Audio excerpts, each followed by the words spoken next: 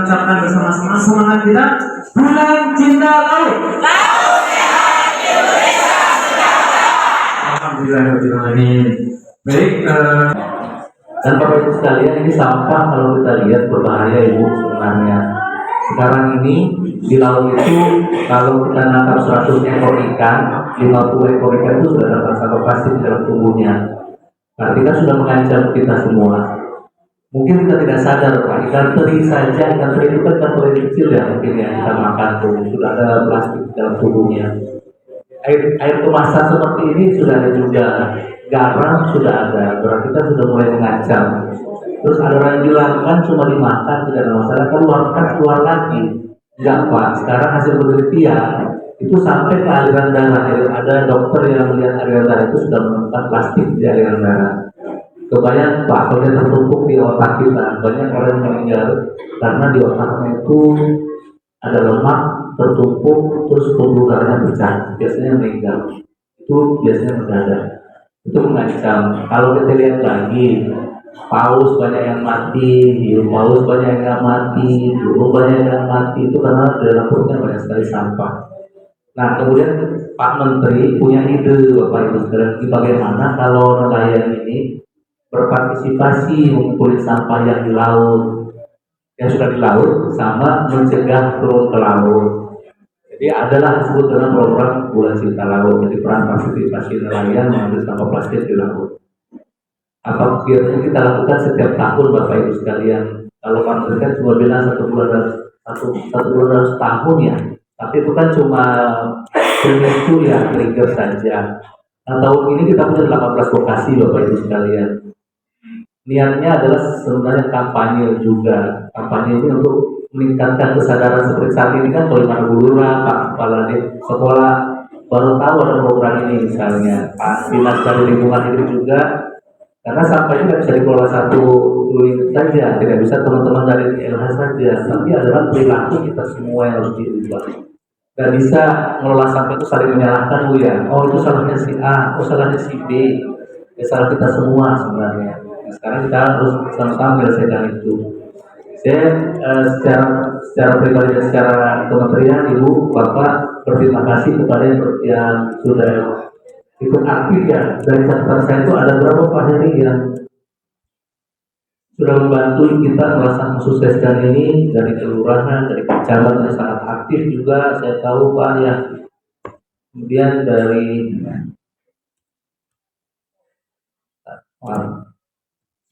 nah ini ada dari nelayan, ada Bangsa Palisan Mataram, ada Bangsa Mandiri Selong, ada juga Mitra Samyan. Kemudian kelompok nelayan, kelompok Laksar, Maswas, ada KUB Bina Mandiri, KUB Mandiri, KUB Mercusuar, KUB Pantai Hukum, KUB Pemuda Nelayan, KUB Nelayan Sahabat Laut, Samudra Biru, KUB Sejahtera Bahari, Laksar Ta'awun, Laksar Laut.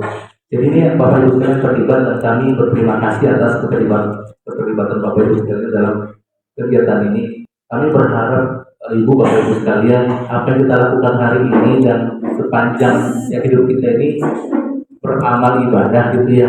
Karena kita di dunia ini kan Bu ya, kita sebagai manusia apapun agamanya, baik Islam, Hindu, Buddha, Kristen, pasti di dalam ibadahnya diajarkan untuk berbuat baik sesama manusia, sesama binatang, dan sesama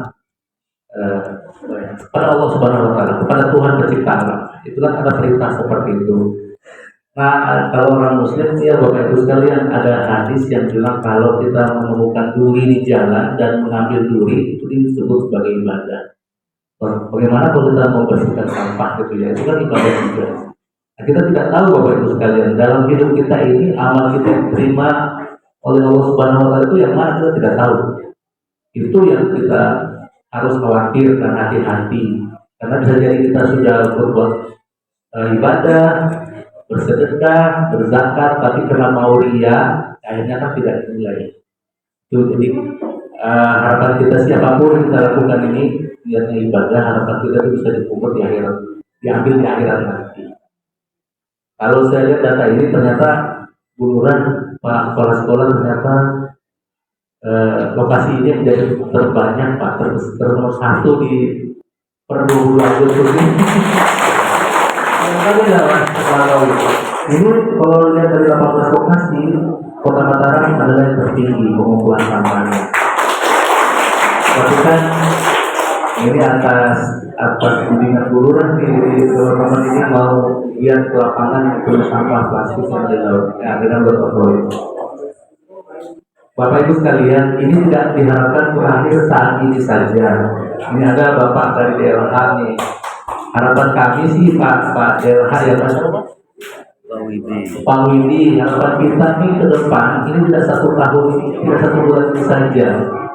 Harapan kita ada program-program yang bisa terus berjalan. Seperti kami ada beberapa lokasi Pak di Padang itu ada namanya Tabung Saro. Tabung Saro itu jadi masyarakat mengumpulkan sampah ditaruh di Sungai Padang. Jadi CSR Sungai Padang akan menilai barang-barang itu menjadi uang nanti, karena itu digunakan sebagai bahan bakar mereka. Kemudian penggadaian di Padang sampah jadi emas, seperti itu. Di Balikpapan ada juga anak-anak muda itu membeli sampah plastik itu dengan harga per kilonya itu 800 sampai 1.200 seperti itu. Jadi sebenarnya punya uang Bapak Ibu sekalian. Jadi harapan kita nih Pak Widi dari DLH, masyarakat ini yang aktif ini tetap difasilitasi di off-taker, jadi ambil sampah-sampahnya tadi yang masih bisa diolah. Kalau misalnya butuh pengolahan sampah, kita bisa minta ke DLH, ke KKP, atau ke CSR. Dan satu lagi Pak Kepala Sekolah, kami berharap nih ada semacam watak lokal atau kurikulum di setiap sekolah di pesisir di Indonesia ini, apalagi di sini di Ampenan. Jadi anak-anak ini sudah mulai memahami Pak bahwa tidak boleh buang sampah sembarangan. Saya punya pengalaman unik dengan orang tua saya Pak. Saya pernah kena marah sama ibu karena buang sampah plastik sembarangan, dan itu melekat di kepala saya sampai sekarang. Dan anak saya tanamkan juga. Jadi kalau kita naik motor tuh saya buang sampah, ada buang sampah sembarangan, saya berhenti Pak. Saya suruh anak yang ambil kembali, dan itu berbekas ternyata di kepala dia bahwa untuk merubah attitude perilaku manusia itu tidak bisa kepada yang sudah tua seperti saya Pak Kepala Sekolah nggak bisa lagi Pak, udah susah. Kalau dibilang itu tidak boleh. Orang tuh biasanya itu punya alasan, punya ini. Orang kecil itu biasanya nurut. Nah ini harapan kita di bulan sekolah ini ada semacam program itu Pak Kepala Sekolah. Jadi ada Jumat bersih, kemudian kalau bisa kalau juga yang familia. Misalnya di sini banyak perusahaan-perusahaan Pak, ada CSR. 10 botol ini jadi 1 buku tulis.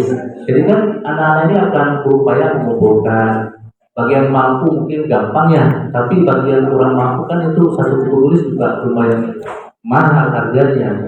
Daripada dia membiarkan ini dibuang atau di rumah dikumpulkan dibawa ke sekolah dapat 1 buku tulis. Nah seperti itu kita harapkan kalau ini kita akan dorong juga nih, kalau misalnya ada program di sini kita akan coba Pak menghubungi CSR di sini.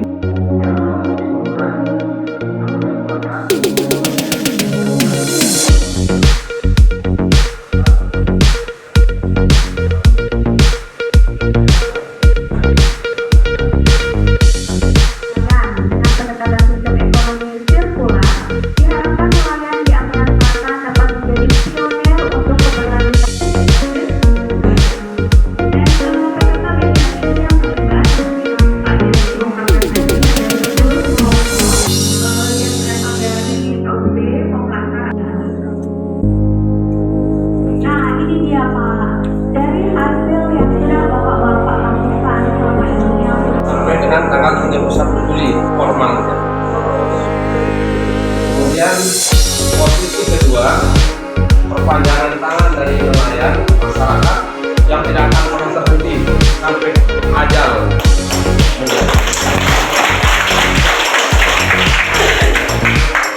Pertama yang ingin saya sampaikan bahwa bulan cinta laut ini merupakan gagasan yang luar biasa, punya nilai yang tidak akan pernah sirna.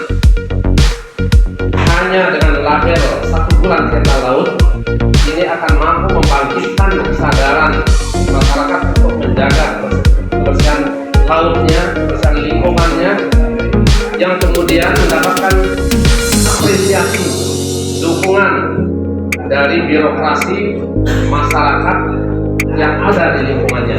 Ini